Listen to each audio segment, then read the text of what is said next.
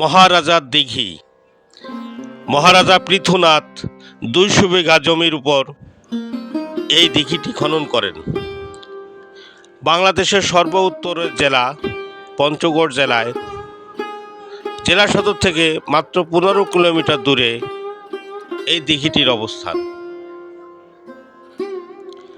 একসময় রাজা পৃথুনাথ তার ধর্ম এবং সম্মান নাশের আশঙ্কায় সপরিবারে তার ধন সম্পদ নিয়ে এই দিঘিটিতে আত্মহনন করেন।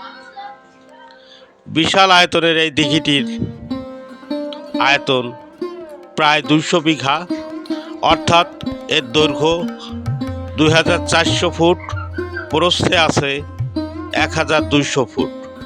শুষ্ক মৌসুমেও এই দিঘিতে পানির থাকে প্রায় 40 থেকে 45 ফুট। পানির রং স্পষ্ট, পানিতে প্রচুর মাছ আছে, বড় বড় মাছ আছে। এই দিঘির চারিপাশে আছে বিশাল বনাঞ্চল, যেটাকে জেলা প্রশাসকের ভাষায় অভয়ারণ্য। প্রচুর পাখপাখালি এখানে বসবাস করে। অসংখ্য বাদুড়, হাজার হাজার বাদুড় এই গাছগুলিতে আশ্রয় নিয়েছে।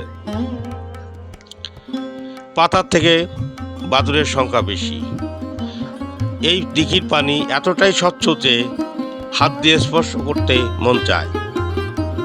বন্ধুরা, ভ্রমণ পথিকের চ্যানেলটি যারা এখনও সাবস্ক্রাইব করেননি, বিশেষভাবে অনুরোধ করছি অবশ্যই চ্যানেলটি সাবস্ক্রাইব করে বেল বাটনটি প্রেস করবেন,